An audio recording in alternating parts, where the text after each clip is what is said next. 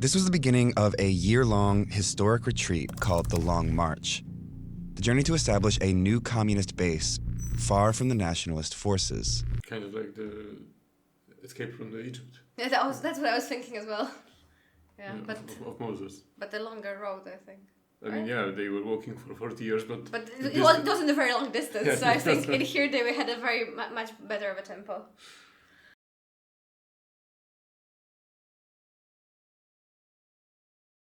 Hello, guys. Hi, everyone. I'm Waldemar. And I'm Weronika. How are you? How are you? How are you? I think they are good. I don't know. Let me know. Don't make presumptions. Okay, so today we are watching another historical video. I mean, kind of historical, more like political, yeah. Historical, something like that. And Waldemar found it for us. I don't know what channel is it? I don't know. I just seen it on YouTube, and I've started watching this. I've watched like 3 minutes, and I thought, oh, we can watch it together for our channel because it sounds interesting and it sounds like a well-made video. Okay. So I thought we can watch it together. And yeah, I thought it's interesting because Xi Jinping, I don't even know how to pronounce it. I know that he is the president of the China, or he is even president, or he is like the leader of the Communist Party. He is the highest authority. Like the head, but what is his title? I don't know if he's a president, but he is the highest authority in China. But how do I pronounce his name? Sorry if I'm butchering it, because if any Chinese people or people who speak Chinese are watching this, then I'm very, very sorry. Well, we'll learn in a second, I hope. That we will be I did like that, and I think some might think that it was racist, but it wasn't. It was just like, I wanted to say that I want to apologize, but it looked like I was doing like a parody. Well, I do have to say that I might have seen you do that like 3 times in the 5 years that we were together, and this is one of the occasions that you chose to do this, but okay. Yeah, that's true. That's fine. that's Yeah, okay, well, anyway, we're approaching 1,000 subscribers, so it's a good moment to get cancelled. Yeah, so it's Xi Jinping. I really don't know. They will say. I think they will say that in video. So yeah, we know that he is the leader of China. We know that he is a very powerful person, one of the most powerful politicians in the world right now, if not the most powerful at the moment, because with Russia, they have this war in Ukraine going on, so the position of Russia is not that strong nowadays. With US, it's like Biden will soon be replaced by Trump or Kamala. By the way, you said that. I said that. That it's interesting how when they are women candidates, women politics, we call them by the names. By the first name, and then we call the male candidates by the surname. It's not always the case, but it's the same often with celebrities as well. Yeah, but for example, Margaret Thatcher, you don't say Margaret, you say Thatcher. No, but you don't say Thatcher, you say Margaret Thatcher most of the time. True. For some reason, like there was another Thatcher. Yeah, well, anyway, what I wanted to say that with the president of the USA, he is, I don't know, I wouldn't say that he is as powerful as the leader of China right now, so, well, yeah, an important person to know about. We will watch a video about one very important person. Okay. Let's begin. These are the 7 most powerful men in China. They represent the top leadership positions of the ruling party, and their identities are revealed every 5 years at a carefully choreographed political event called the National Congress. China's Communist Party unveils its new leadership over the next 5 years. The order of appearance is symbolic. The first person to emerge is the head of the party for the next 5 years. At the most recent event in October 2022, that person was Xi Jinping, China's president for the last 10 years. Who walked out in the top spot a historic 3rd time after getting rid of China's presidential term limit that restricted all his predecessors to 2 terms. A signal that he may be planning to stay in power for life. The world hasn't seen a Chinese leader like this since Mao Zedong, the revolutionary founder of the People's Republic of China, whose ruthless dictatorship scarred the Chinese people for generations. Xi has been compared to Mao a lot, and he clearly draws from Mao's playbook. But there's something else that connects these two. When Xi was just a young boy, Mao ruined his life. Generations apart, their paths crossed unexpectedly, and a teenage Xi from an elite family in Beijing ended up in exile, condemned to hard labor in the countryside. 50 years later, Xi is one of the most powerful political figures in the world and the only leader since Mao to have unchecked power over China. So, how did he go from being banished in his country to taking complete control of it?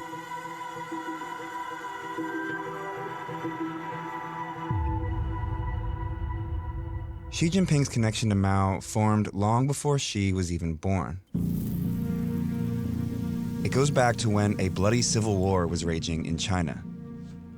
A group of radical communist revolutionaries, including Mao, gained influence over large swaths of mainland China and controlled a communist military called the Red Army that fought the Nationalist Party ruling the Republic of China at the time. At this point, the communists were losing bad.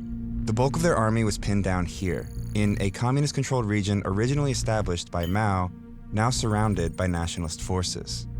And they were running low on food. So the Red Army decided to launch a bold attack to break through the nationalist forces and evacuate the roughly 130,000 communist soldiers and civilians stuck here. On October 16, 1934, they made their move and attacked a weaker part of the enemy line. They broke through. And even though their numbers quickly dropped, with thousands dying and thousands more fleeing to the countryside, around 86,000 stuck together and pushed on. This was the beginning of a year-long historic retreat called the Long March, the journey to establish a new communist base far from the nationalist forces. Mao, who used to be a Kind of like the escape from the Egypt. Yeah, that's what I was thinking as well. Yeah, but of Moses. But the longer road, I think. I mean, yeah, they were walking for 40 years, but it wasn't a very long distance. Yeah, so I think right. in here they had a very much better of a tempo. The military leader wasn't in charge at this time. He'd insisted on using guerrilla tactics, which Mao, who used to be a military leader, wasn't in charge at this time. He'd insisted on using guerrilla tactics, which had heavily influenced the Red Army earlier in the war, but that approach had fallen out of favor and he was demoted. The Long March changed that. After escaping the siege here, the Red Army continued to suffer relentless attacks by the pursuing Nationalist Army. The military leaders of the march had pushed for a more traditional wartime strategy of direct confrontation rather than Mao's guerrilla tactics. And the result was catastrophic for the Red Army. Less than half of the original escape group survived the first 3 months alone. What are guerrilla tactics? You know what the guerrilla is? I'm thinking like Cuba and... Yeah, but it's mostly about people who are, not a regular army, Okay. but like small groups. You would call them partisans. Ah, in okay. Poland. So it's makes sense. small groups that are fighting, from the surprise attacks. With very poor weapons and very violent. And... Yeah, they don't have to be necessarily violent, but the guerrilla tactics are mostly, it's not about violence, it's about tactics from like ambushes, acting from surprise, cutting out the supply lines. Like working underground as well? Yeah. Okay. Like fighting with the enemy, but not direct confrontations, like front versus front, because you would be wiped out, because you are not strong enough for that kind of No, when you confrontation. said the Polish word, it makes sense right now.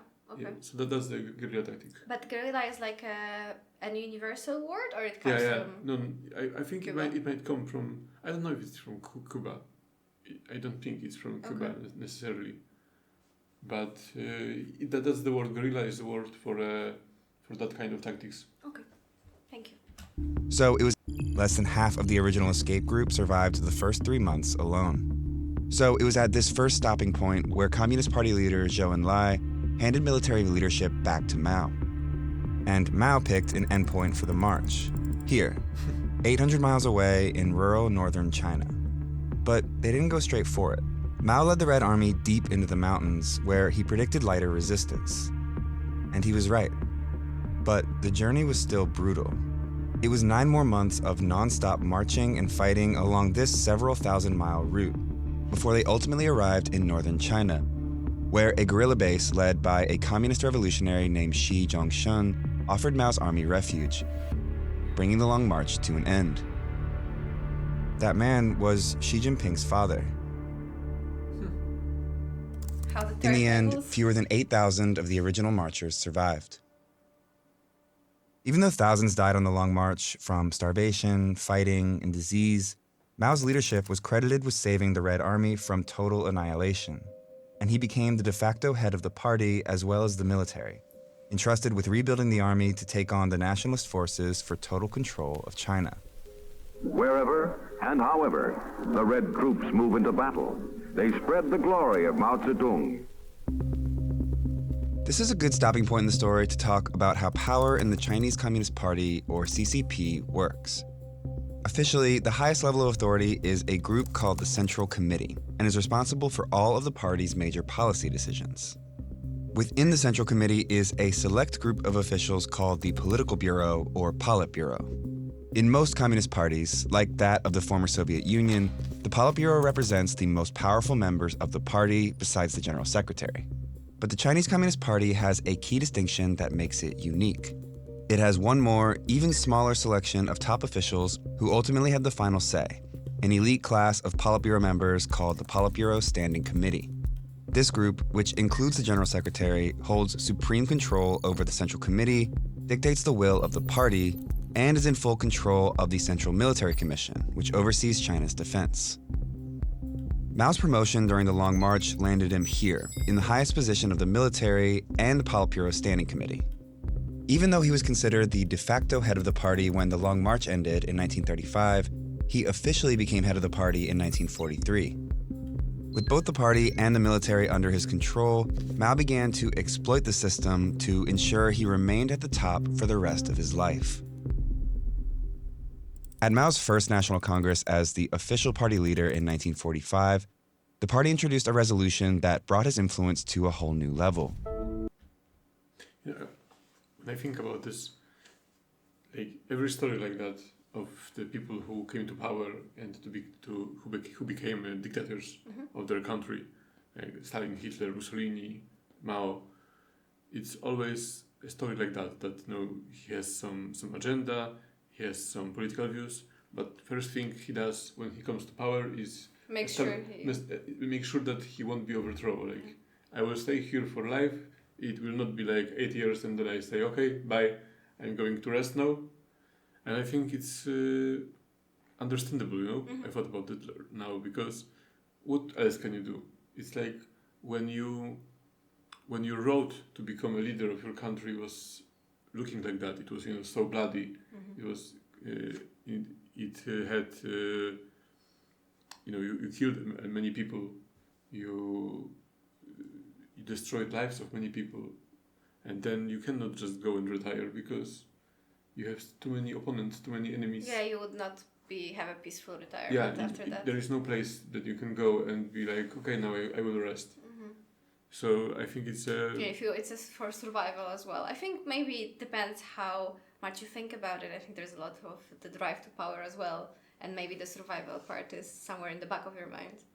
But it's that for sure as well. I mean, yeah, of course that you don't want to lose your power, but I think it's like, even if there would be a person like that who would become a dictator, and in his mind, his plan would be to just do what he wants to do in the country, and then he wants to rest. He doesn't want to rule for life.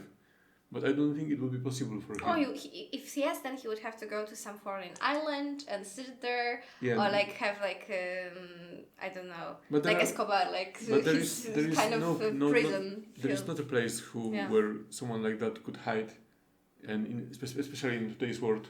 Not to live a normal life for sure. Maybe like in a high security. I'm saying like Escobar, like you're basically in prison, but you have high security and maybe you have nice high standards, high standards at your house. But yeah. So dictators, we understand you. It unified a resolution that brought his influence to a whole new level.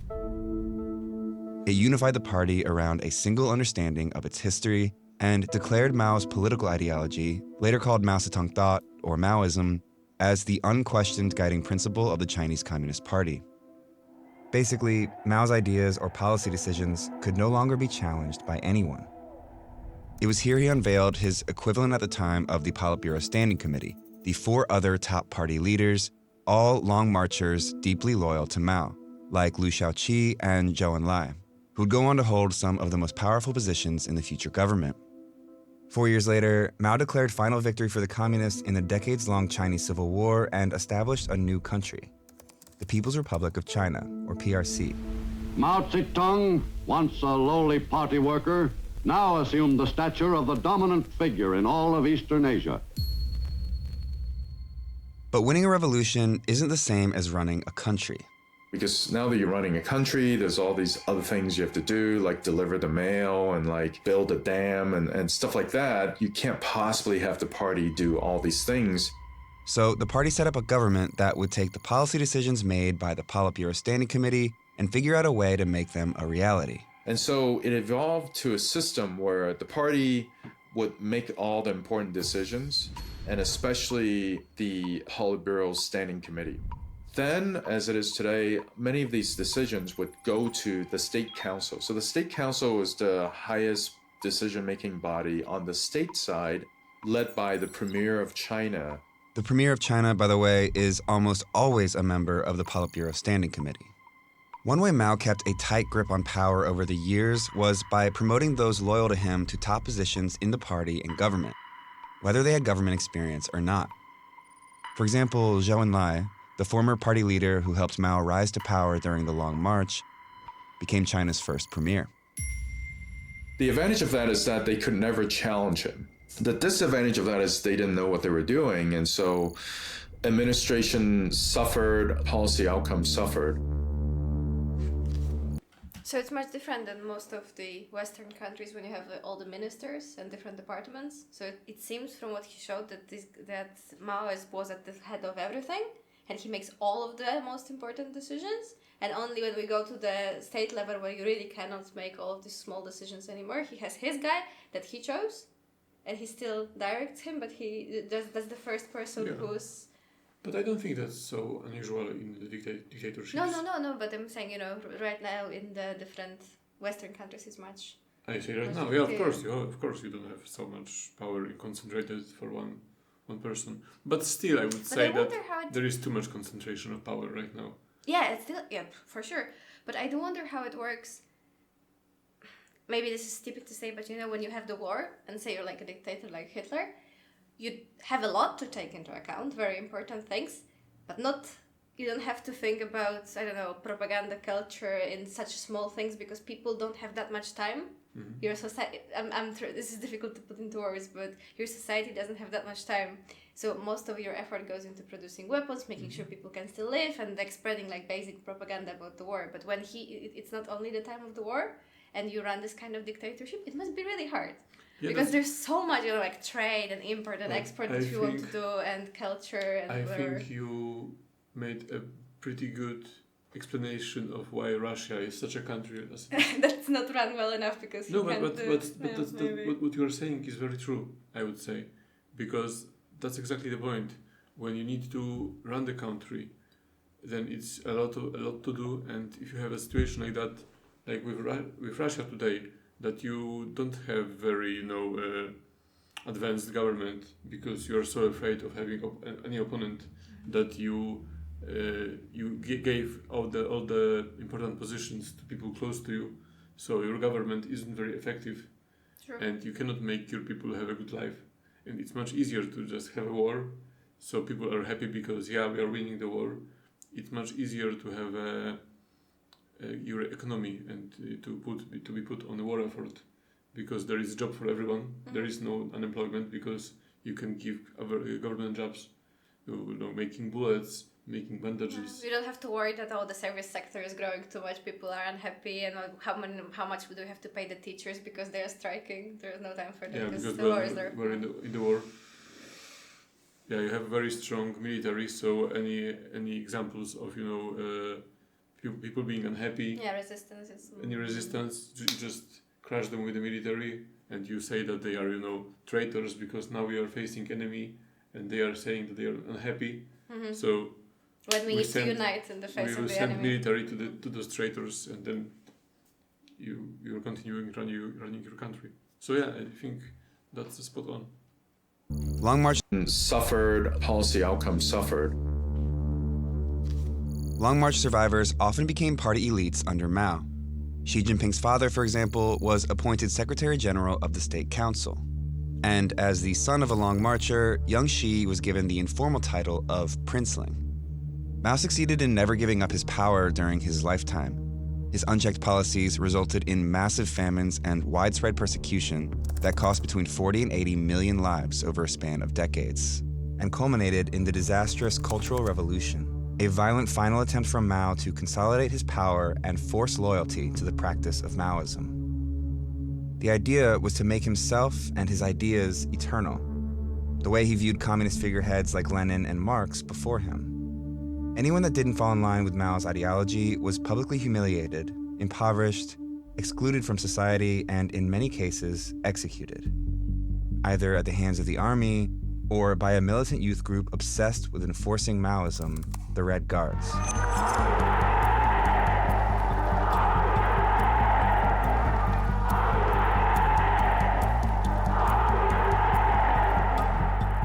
Even those closest to the dictator weren't safe from his purges during the Cultural Revolution. High-level officials, including members of the Politburo Standing Committee and Long Marchers, were removed from their positions. Liu Shaoqi was denounced as a traitor and died while imprisoned under harsh conditions. Mao also removed the chief of staff of the army and replaced him with a Maoist, leaving no one left to oppose him in the military. Mao's handpicked successor, who always appeared loyally by his side in photos and propaganda posters, died under mysterious circumstances when his plane crashed as he was fleeing to the Soviet Union. Mao later denounced him as a traitor. He denounced Xi's father, too. This is a photo of Xi Sr. being restrained and publicly criticized by the Red Guards at the height of the Cultural Revolution. He would remain a prisoner in Beijing for 8 years following this. With his father purged, Xi Jinping, 15 at the time, was expelled from his elite school in Beijing and sent to work in the countryside. He had to live in a cave and, do hard manual labor. His food was barely enough for, a growing young person. And Chairman Mao was responsible for all of it. But then Mao died. The Cultural Revolution ended. His successor was Deng Xiaoping, one of the Politburo Standing Committee members who was removed from power during the Cultural Revolution, who, just before Mao died, started making a promise to fellow exiled party veterans. Deng Xiaoping signaled credibly to all the surviving Long Marchers that he wanted to rehabilitate people. So when Mao died, they all supported the rehabilitation of Deng. And as soon as Deng was rehabilitated, he went ahead and rehabilitated all these people. With experienced leadership back in place, the party needed to figure out how to prevent something like this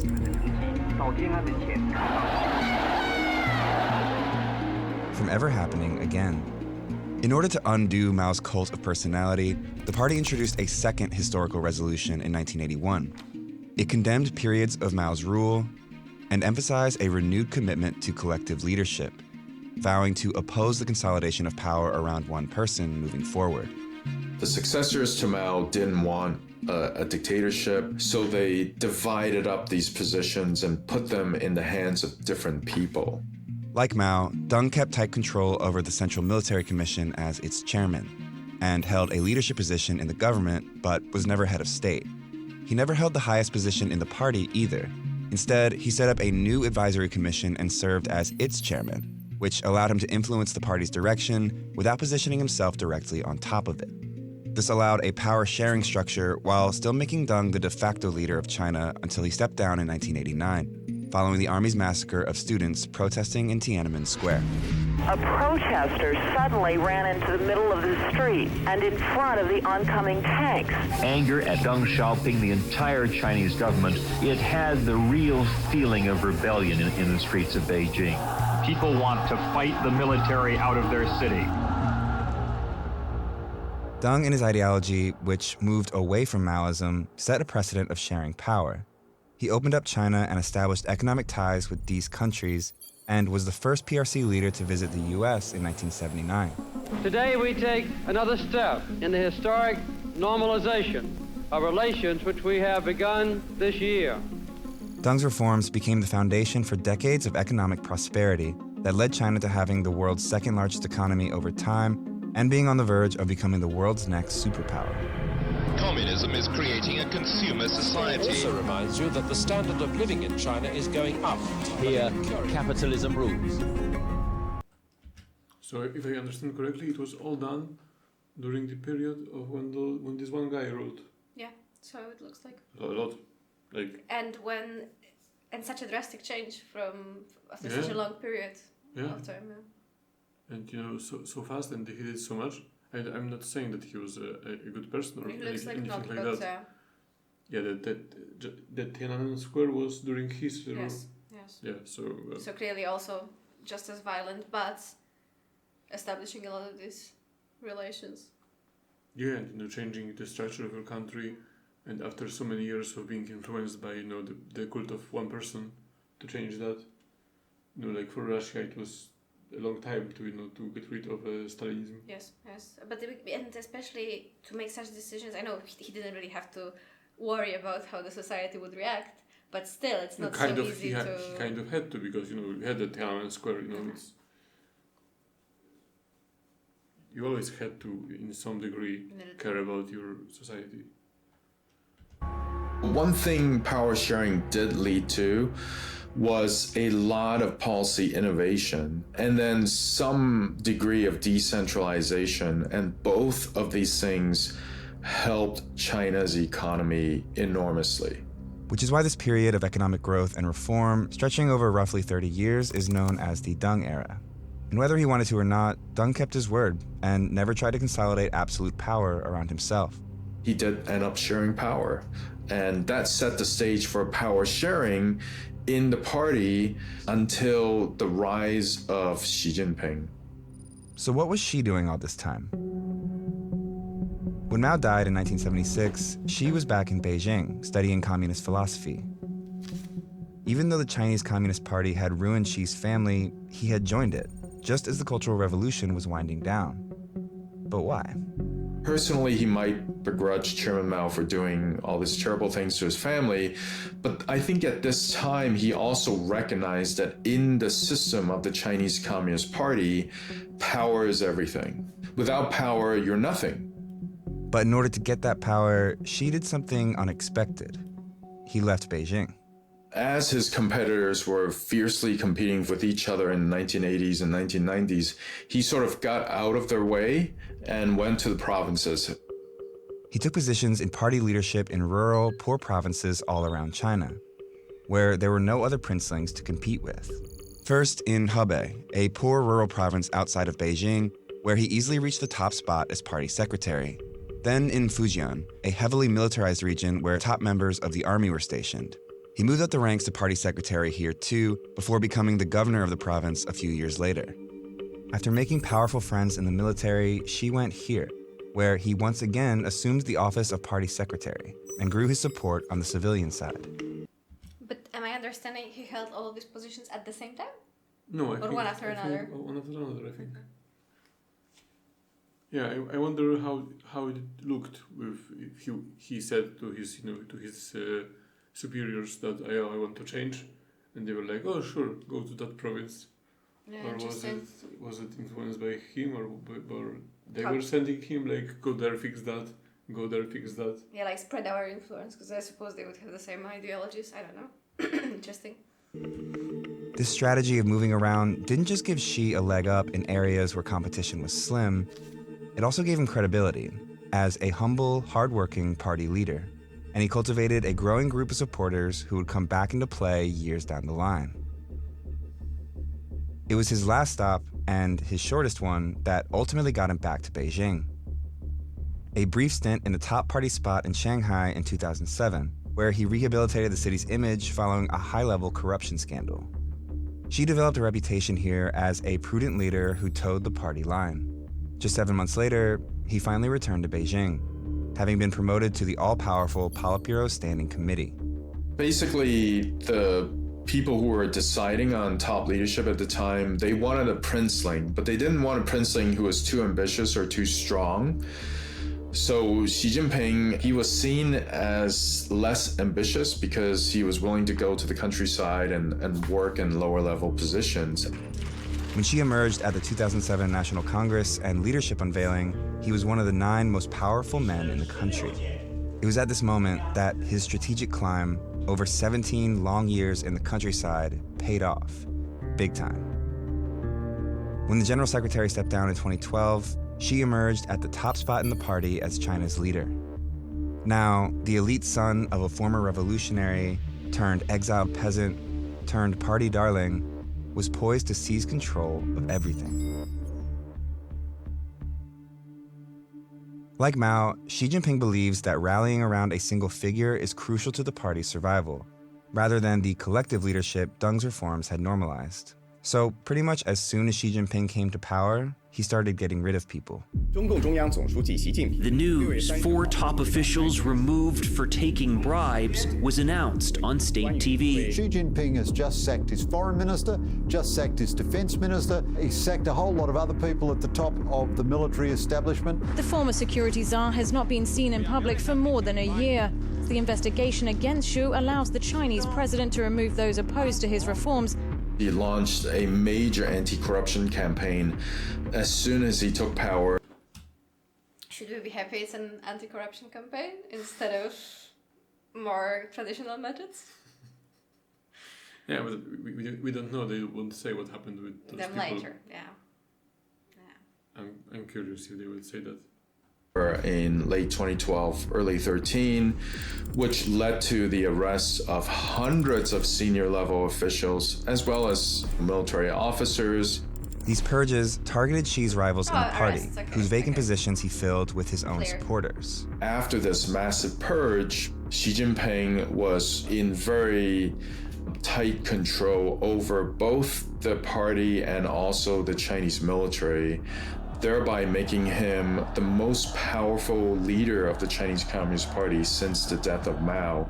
That pattern continued in the second term, where he unveiled 5 new faces of the Politburo Standing Committee, 3 of them with close personal ties to Xi.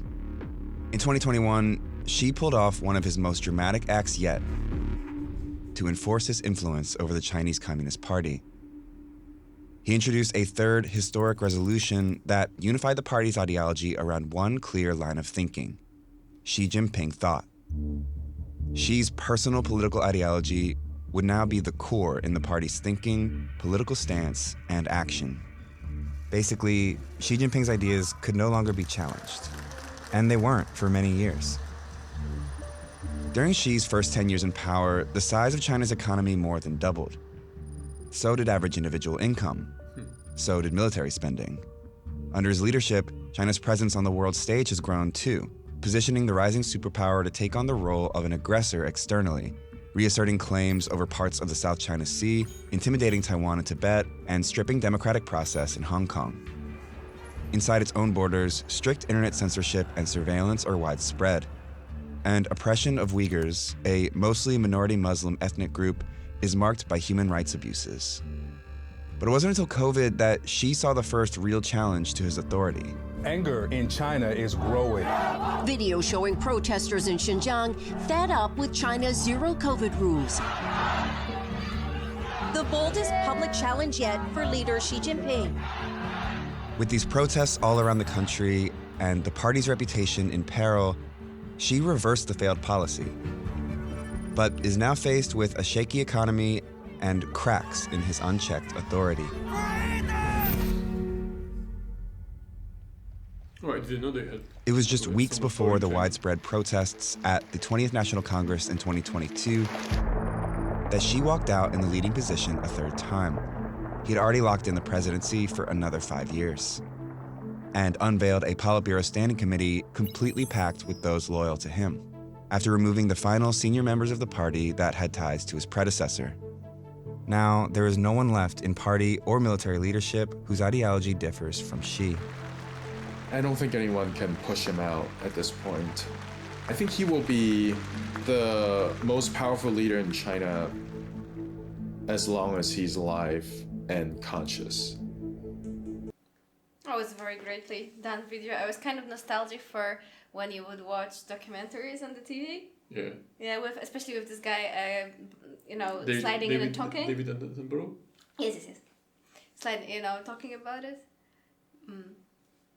Yeah, I was kind of surprised how packed it was, because the title is about Xi Jinping, but you had so much history of China, lot of context. a lot of information about Mao Zedong. Mm-hmm.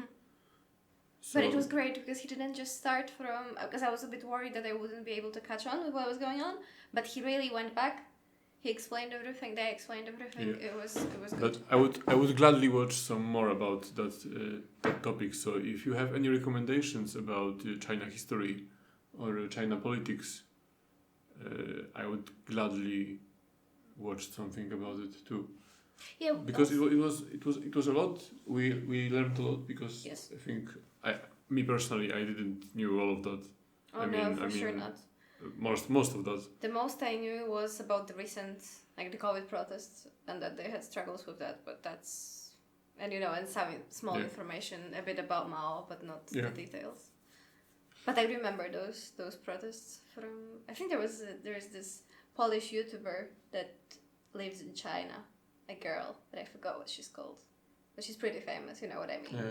She has colorful hair. Yeah. Yeah, but I think she was filming like day after day how they were locked inside their apartments. It wasn't in Hong Kong? Might have been somewhere in China, but I think it was Hong Kong, and possibly. I don't know if you're not talking about the Hong Kong protests.